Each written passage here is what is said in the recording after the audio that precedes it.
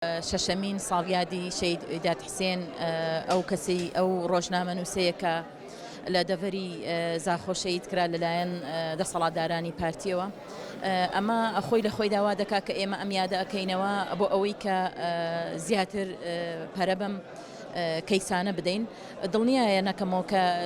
ناتوانن ئێمەی ئازادی خواست کە بکەن، ئێمە بێدەنگکەن.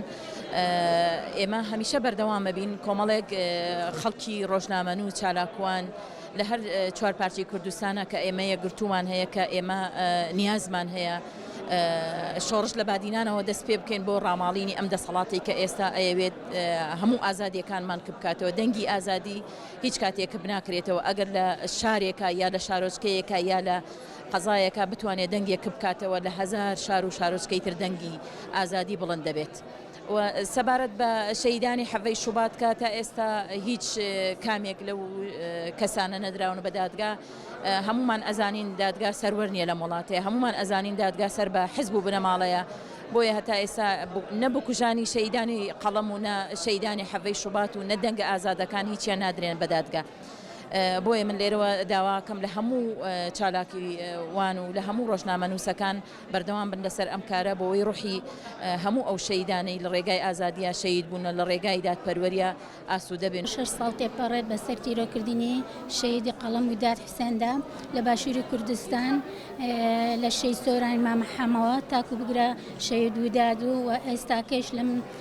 ساتە وەختەدا دەیان ڕۆژنامەنووس لە زیندانەکانی دەسەڵاتی کوردیدا بند کراون بە ناحەق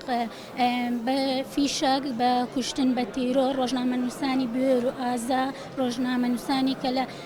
گەڵ بەرەی گەلدا بوونە نەیانتوانی ئەمە بکەنە ئەوەی کە ڕێگری بکەن لەو ڕۆژنامەنووسانی کە بە فیشەک وەڵامیان دراوەتەوە. بەڵام هاتوون لەم کاتەوەختەدا و لەم ساڵانەی دوایدا جگە لە تیرۆ ڕۆژنامەنووسان بە یاسا ئەیان ڕێگری لە ڕۆژنامەنووسان بکەنەوە لە دەنگە ئازاکان بکەن و لەگەل بکەن ئەو کەسانی کە دێنە سەر شەقام ئەو لایەنە ئۆپسیۆنانی کە هەن و لایەنگرانی ئۆپسیۆن ئەیانەوێت لەیرە ئەم دەسەڵاتە گەندەڵە گەل فرۆشە خاک فرۆشە ئەوێت لە ڕێگای یاساوە جارێکی تر ڕێگری بکە لە ڕۆژنامەنووسان و لە ئەم میلەتە زوڵم لێکراوە و لە باشووری کوردستانە ئەبینن ڕۆژ لە دوای ڕۆژ بژێوی خەڵکی کوردستان و نەهامەتی زیاتر دەبێت و باروژیانی خەڵک لە خراپتری شێوەیەدا ئەم دەسەڵاتە هیچ نایەتە سەرخەت هیچ لە خەمی ئەم میلەتەدانە ڕۆژنامەنووسانش لەم کاتەدا کە ئەم بارگژی و ناهەمواریە هەیە لەسەر ئەم گەل لە زوڵم لێکراوەدا هەر کەیسێ بەرەو پێش بەرن هەر دەنگی ئەم گەلە بگەێنن لە بەرامبەر ئەمەدا دەسەڵاتی هەردوو حیزبە دەسەڵاتڕەوەکە هەردوو قەڵەمڕەوەکە دێن ڕۆژنامەنووسان بە تیرۆر بە یاسا بێ یاخود بەندیانەکەن لە سجنیان دێنان و ڕێگریان لێ دەکەن. ئەمە لە هیچ وڵاتێکی کە بەناو خۆی ناوبنا دیموکراسی ئەمە ناکرێت کە تۆڵێ من هەرێمێکم دیموکراسی پەیڕەو دەکەم و بانگەشی دیموکراسی ئەەکەی ئەبێت دیموکراسیش بدەی بە تاکەکانی بە ڕۆژنامەنووسان بە پێی یاسای ڕۆژنامەنووسی کار دەکەن. یەکێ لەوانە شەی سۆران شەیدی قەڵەم سۆرانی مامەحە ڕۆژنامەنووسێکی کارا بوو لە سندیکا ڕۆژنامەنووسان کاری دەکرد و ڕۆژنامەنووس بوو بە فعلی ڕۆژنامەنووس بوو وەکو داد حسێن کە بە فعلی ڕۆژنامەنووس بوو بە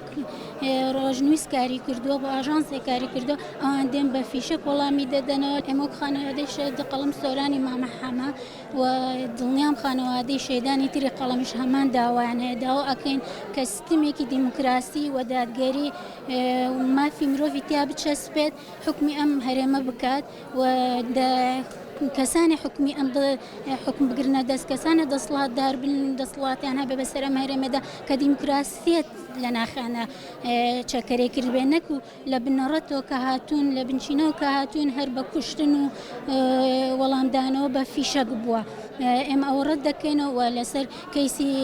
شەیدانی قەڵەم هیچ سازشە ناکەین و بەردەوام داوا دەکەین کە لە وڵاتانی کە بانگەشەی دیموکراسیەکەن ئەو وڵاتانەی کە بانگەشەی دادپەروەریەکەن کە سنوورە بۆ ئەم دەسەڵاتدارانەی هەرێمی کوردستان دابنن و داوا لەلایەنە پەیوەندیدارەکانەکەن کەیسی شەیدانی قەڵەم بە شێوازێک بە ڕێکارێکی یاسایی ڕێکاری خۆی بگرێتە بەر